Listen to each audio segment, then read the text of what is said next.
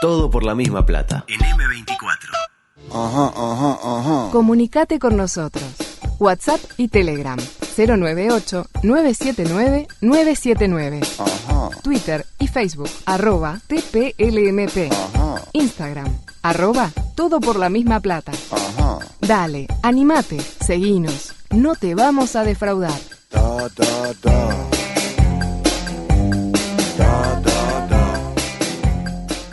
La historia la escriben los que ganan. Avanza el veloz crucero derecho uruguayo.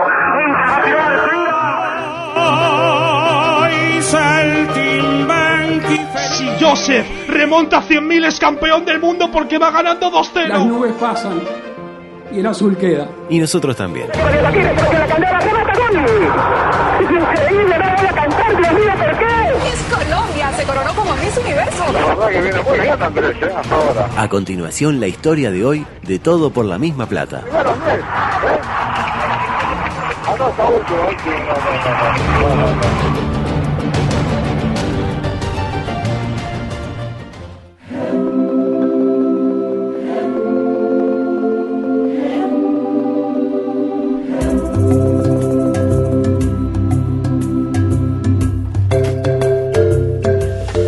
Bueno, muy bien, hoy vamos a hacer una historia de un personaje importante. Ayer o antes de ayer creo que de alguna manera estuvimos ya esbozando esta posibilidad. Y sí, porque ayer era fecha patria de la hermana república de Sudáfrica, ¿verdad? Entonces decidimos dedicarle no una idea, sino una semana entera para toda la gente de un país que nos ha hecho muy felices, a todos los uruguayos. A todos los uruguayos, es verdad. Bueno, ayer fue 27 de abril y se celebró el Freedom Day. ¿Estoy bien con esto, Andrés? Espectacular. El Freedom Day. ¡Libertad! En el tráiler. Y bueno, freedom, para los que no saben inglés, ¿qué significa? ¡Libertad! De verdad, pero a mí me gusta más el hijo del surfista. El chiquito, ya aparece en ya va a aparecer, pero que no aparezca ahora porque... Corta el clima. Claro, vamos a ponernos un poco serios hoy, ¿no? Porque la verdad que vale la pena. Conmemorando 27 años de que Sudáfrica recuperó la libertad y puso fin a una trágica época de su historia que fue el apartheid. The sun shall never set on so glorious a human achievement. Let freedom reign. God bless Africa. I thank you. Bueno, y cuando hablamos de Sudáfrica y hablamos de libertad, tenemos que hablar inexorablemente de la figura de Nelson Mandela, Claro, que era sí. quien ustedes escuchaban recién, un hombre de una enorme estatura política y moral, uno de los personajes más respetados, sin lugar a dudas, del siglo XX. Amarra malaya, amani con té, a leche de coco, arroz y café. Amarra malaya, amani con té, a leche de coco, arroz y café. Hermanito blanco, no se olvide. Bueno, escuchamos a Rubén Rada, al cual ya estuvimos aludiendo en programas anteriores con este tema que se llama justamente Sudáfrica. Nelson Mandela, Madiba, es un símbolo de grandeza, de justicia, de igualdad y de paz. Nació en 1918 en la provincia del Cabo Oriental, originario del pueblo Xhosa, vaya a saber si se pronuncia de esa manera. Sí, capaz se dice Xhosa o Yosa. Chequéelo con su diccionario de sudafricano amigo, de Afrikaans. Porque se escribe con X y H y después Osa, no sé cómo. Capaz es Xhosa, algo De así. Rubén Xhosa. Sí. Y también fue parte de la Casa Real Tembú. Esta es más fácil, ¿no? Esta es Tembú. más fácil, sí. Según sus propias palabras, no pasó grandes necesidades en su infancia, pero fue el primero de sus hermanos en ir a la escuela, cuando a los 7 años asistió a su primera clase sin saber ni una sola palabra de inglés. Su nombre original en realidad fue Rolilaja. Vaya a saber si se pronuncia así, de esa manera, que significa revoltoso. Esa es la traducción en español. Pero con el fin de que pudiera justamente asistir a la escuela metodista, fue bautizado con el nombre de Nelson en la iglesia de Tranksei, ¿no? Para que pudiera ir a la escuela tuvo que cambiarse el nombre o por lo menos bautizarse con ese nombre, ¿verdad? Un nombre que, digamos, le permitiera concurrir a la escuela, el de Nelson. Una vez famoso, sus compatriotas lo llamarían Madiba por el nombre de su clan. ¿no? Por ahí viene, como se lo conocía popularmente, especialmente en Sudáfrica, pero también en el mundo. Al fallecer su padre, el pequeño Nelson quedó al cuidado del primo de su papá, con el que se aficionó a escuchar a los jefes tribales y tomó conciencia del sentido de la justicia. Cumplidos los 16 años, pasó a formar parte del Consejo Tribal y poco después, en el año 1937, ingresó en el internado para negros de Fort Hare para cursar estudios superiores, recibiéndose más tarde de abogado. Claro. Digamos que era un negro afrodescendiente, pero no era de los que más la sufrieron al principio, de una familia relativamente acomodada. Sin duda. Dentro de ese contexto de la raza negra en Sudáfrica, en ese momento, sin duda que no era de los que estaba peor, digamos. Claro. Es una muy buena lectura que hace Andrés en el comienzo. En 1941, su tío tenía ya programado un matrimonio para Madiba. Jodido. Sí. Pero cuando tu tío te programa el matrimonio no sale bien. Era el que lo cuidaba desde la muerte de su padre y dijo, no, yo te caso con fulanita de tal. Claro. Y en ese momento, y a veces hasta ahora en algunos países como India, los matrimonios arreglados lo que hacen es unir familias, hay cuestiones de dinero. Pero Madiba no estaba de acuerdo con esto. Sí, no. Así que abandonó el clan y se mudó a Johannesburgo. Me dirás, capaz que ella tampoco, pero bueno, el día que hablemos de ella nos preocuparemos por lo que pensaba ella. Hoy nos preocupamos por el Nelson. Ahí hay dos posibilidades, y que ella estuviera totalmente de acuerdo con el matrimonio y que todavía debe llorar por no haberse podido casar con Madiba, o que ella lo aplaudió, bien Madiba, bien Madiba, bien. Me salvaste, claro. Pudo haber pasado también. Allí en Johannesburgo conoció a varias personas que forjaron su perfil político y también su vida. Rápidamente comenzó a desarrollar sus dotes de líder nato, adentrándose en diferentes organizaciones de índole política, como por ejemplo el Congreso Nacional Africano, que no estaba todavía legalizado en ese momento. Sí, no es para menos. Bueno, algo que habitualmente se dice poco, yo creo que esto te va a interesar, Andrés. A ver. Mandela era marxista, ideología marxista, y fue parte del Partido Comunista Sudafricano.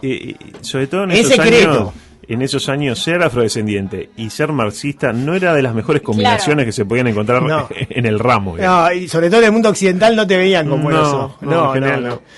De hecho, documentos de inteligencia recientemente publicados en Estados Unidos revelan que el FBI investigó al líder de la lucha contra el apartheid en Sudáfrica, Nelson Mandela, tras su liberación de prisión en el año 1990, al ser considerado una potencial amenaza comunista. Me estoy adelantando un poco, pero encastra justo con este tema de que Mandela era marxista. Y aparte una potencial amenaza comunista en 1990, cuando ya el bloque comunista no pasaba su mejor momento. Bueno, pero por las dudas, si volvía a reflotar... había que prevenir. Ojo con ese Mandela que tiene lo suyo. Encima negro. Aparte había sido liberado, era el símbolo de un continente. Y aparte dijiste cuando arrancaste que era un tipo de una gran estatura moral, y me fijé en mi mente, pero era alto también Era alto, sí. 1,85 medía el Nelson. Era alto. Era grande. Era alto. Grande, sí. Una raya, impresionante, un físico espectacular.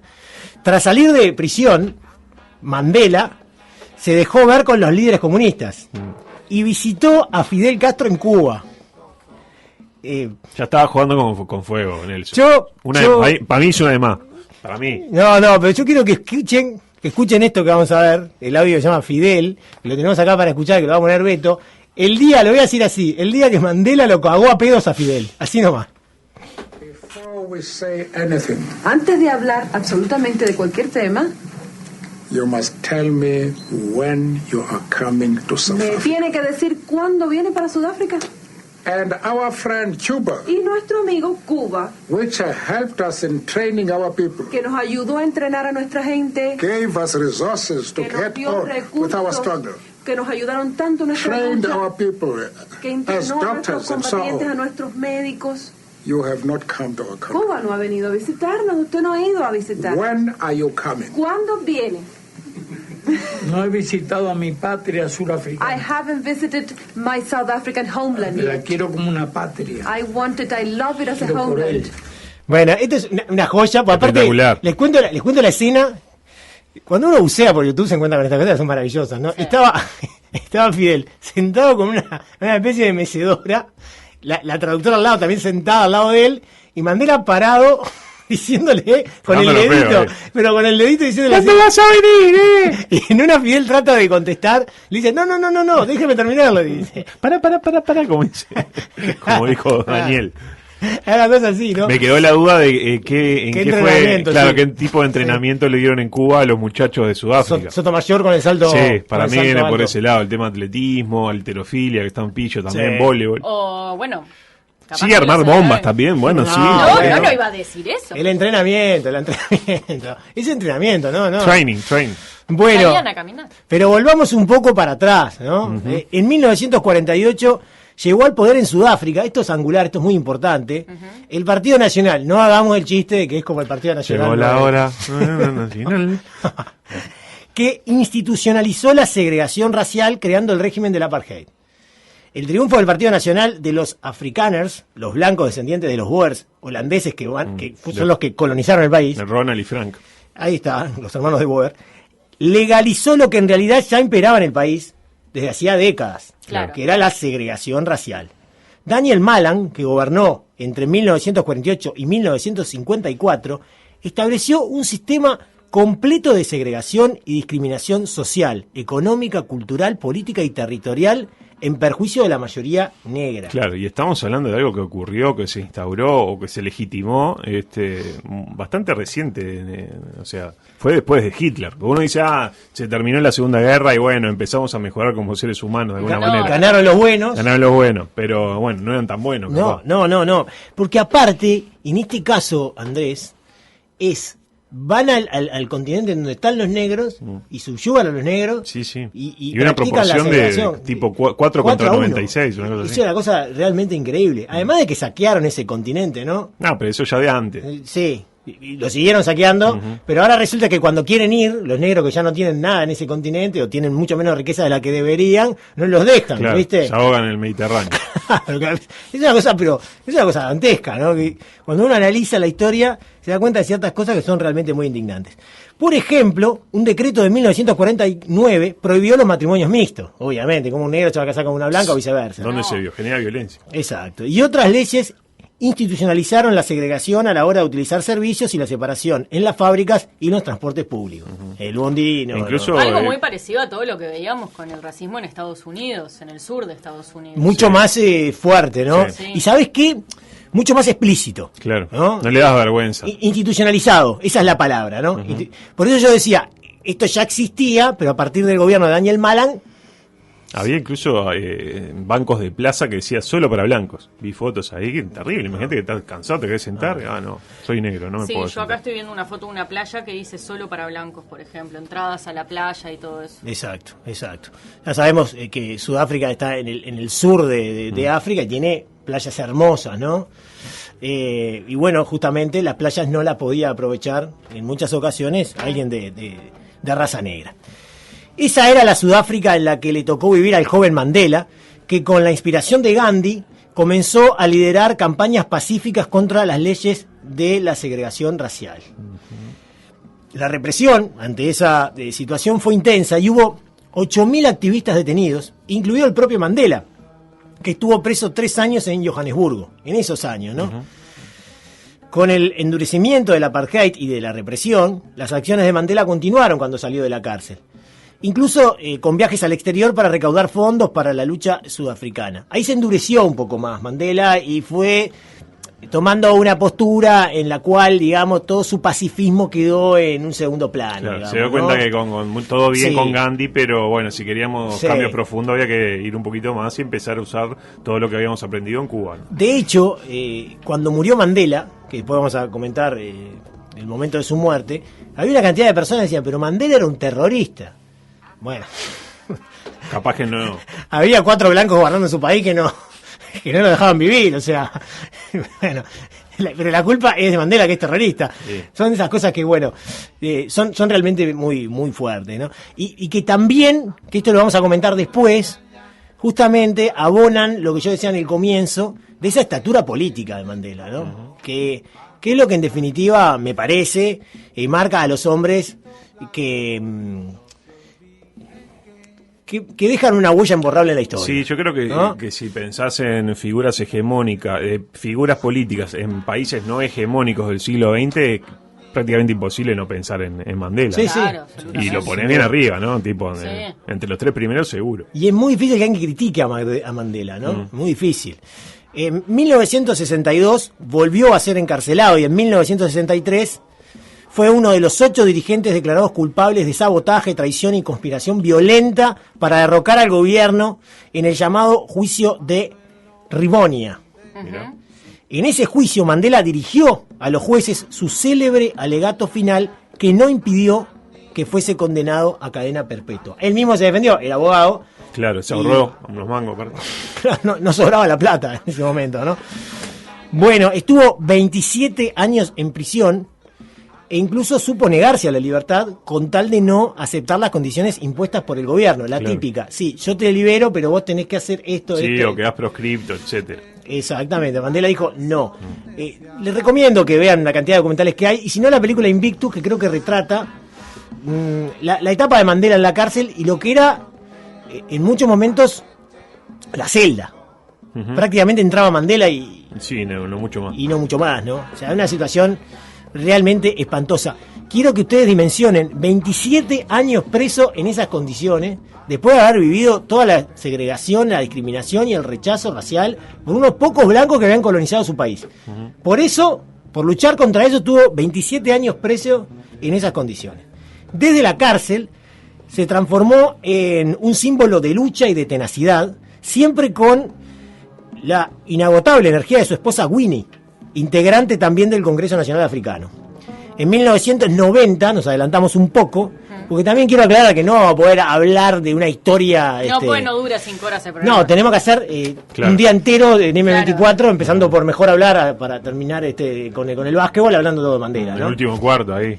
Con Con Seija, exactamente. Y el Santi. Espectacular. En 1990, Frederick de Klerk, presidente de la República por el Partido Nacional, que todavía gobernaba, estaba Sí. en 1990, abrió el camino para desmontar la segregación racial y en febrero de 1990 legalizó el Congreso Nacional Africano recién y liberó a Nelson Mandela. El cambio en paz, le decían allá en Leclerc es como una especie de Julio María, digamos, pelado. Claro, Julio María también y es del pelado. Partido Nacional.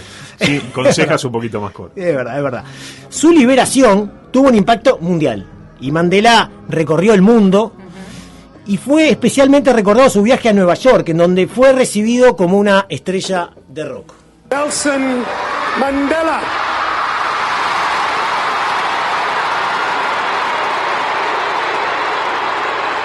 The principle of one person, one vote on a common and non-racial voters' roll is therefore our central strategic objective.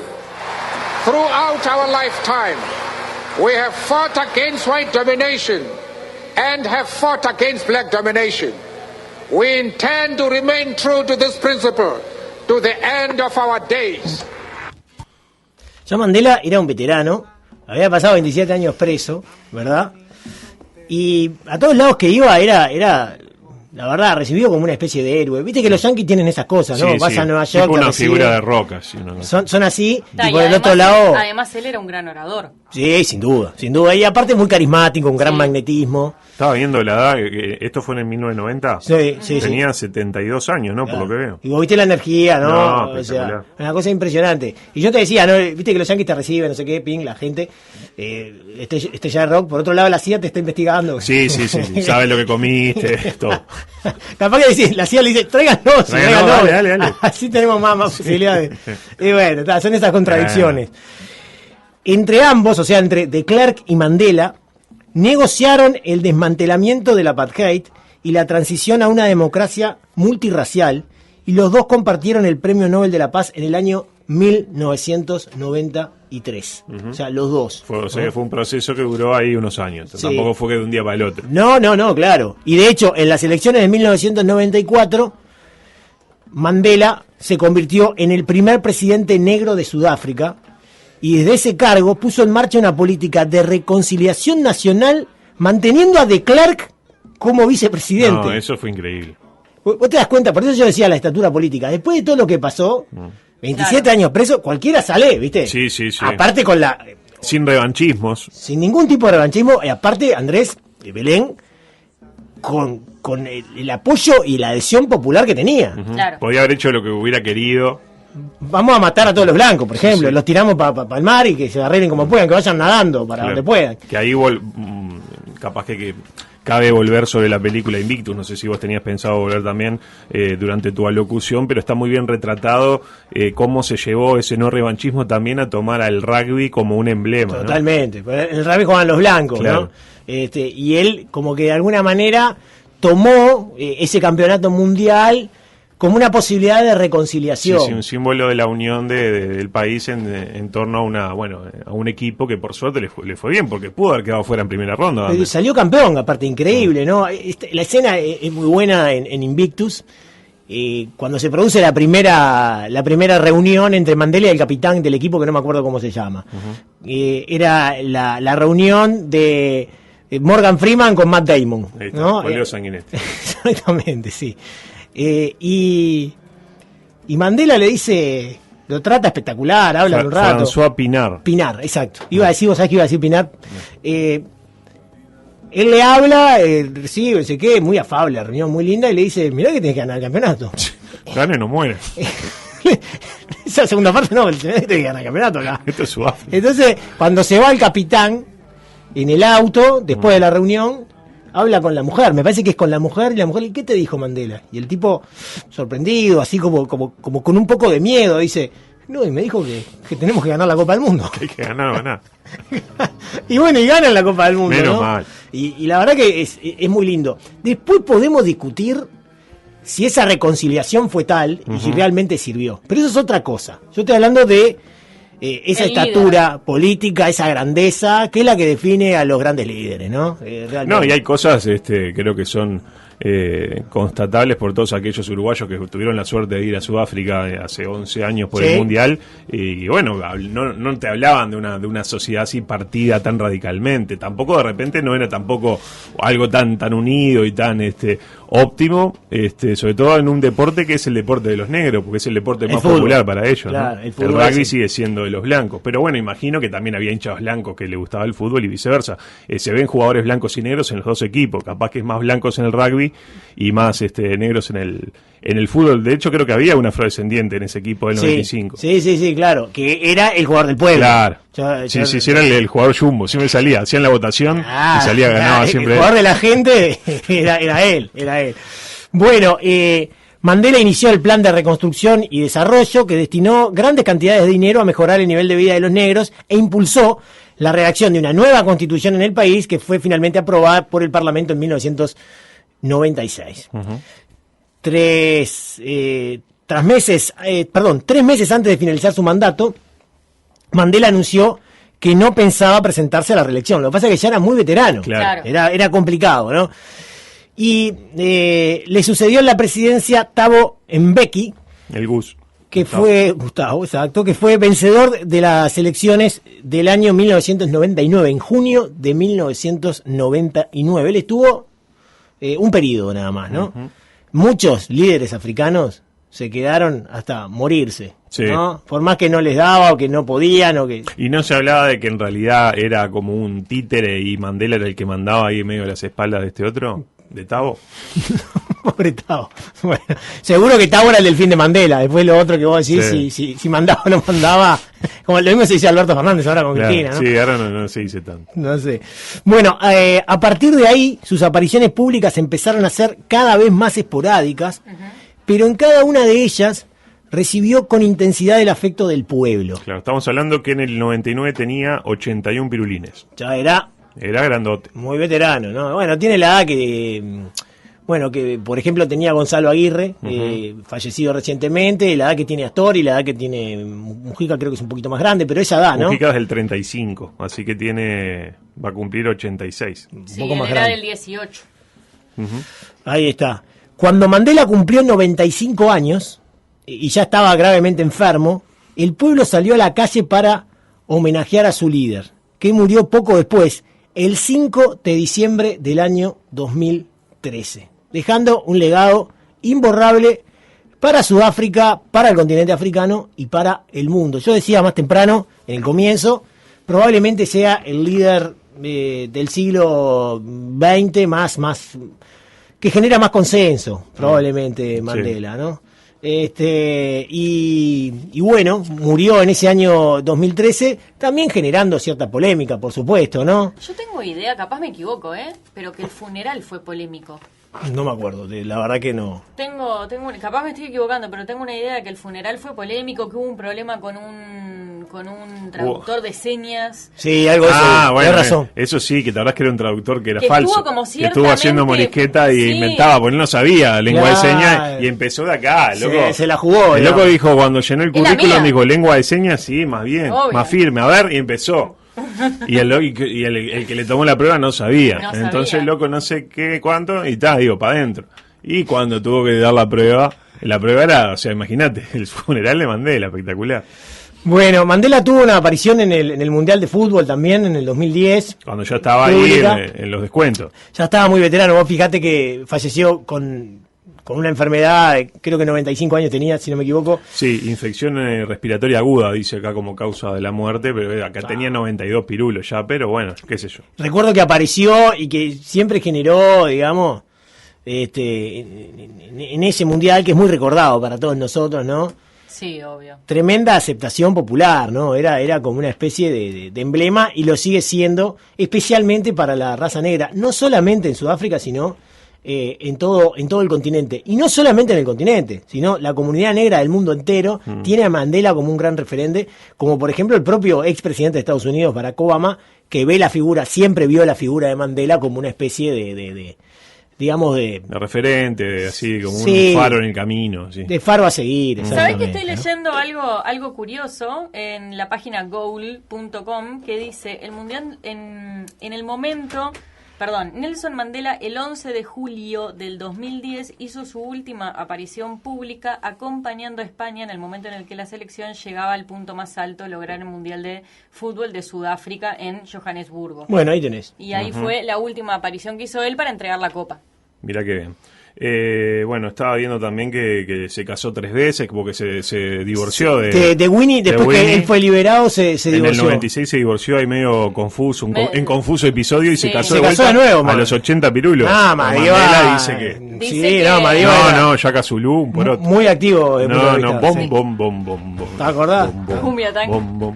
Dice que uno de los, que uno de los problemas que había tenido con su primera ex mujer era que ella lo acusaba no solo de adulterio y de que no daba mucha pelota porque estaba constantemente con el tema de la actividad política, sino que ella se había unido recientemente a los Testigos de Jehová, y los Testigos de Jehová no permitían orientación política ninguna.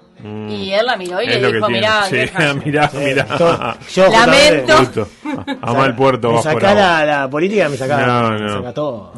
Yo tenía unos compañeros de escuela, me acuerdo que eran Testigos de Jehová, que no podían cantar el himno. Los Testigos de Jehová son muy estrictos. No pueden hacer nada. No, vas para un clásico, metes un gol recoba, no lo puedes gritar. ¿Y si lo hace otro? Tampoco. No puedes gritar. No puedes gritar nada. Nada, vas a jugar Uruguay y mete un gol Suárez a Inglaterra. Un caballerito inglés. Podés ir a verlo, pero duro. El cuerpo muestra, El cuerpo muestra. Como un blandengue, así. Sí. No, que está lleno de 90% de blandengues son Testigos de Jehová. Está comprobado. Mirá, no tenía. Eso que va cuando entras a la torre ejecutiva, que hay dos así paraditos. Sí, me encanta. A mí me gusta el que estaba en el mausoleo. Ese sí que yo cuando fui con la escuela no podía creer. Que era como el programa aquel de Portal donde había que hacer reír a Drácula. Nosotros jugábamos a hacer reír los juegos del terror. Hacíamos reír al blandengue. Sin éxito, ¿no? Porque el blandengue era imperturbable. Yo hice reír a un coracero en la Casa Rosada en Buenos Aires. Y tengo la foto. ¿Quiere que se las muestre? No. ¿Qué necesidad? No, porque la gente después va a querer saber el apellido de Gonzalo. Claro, sí, 5 letras, 3 vocales.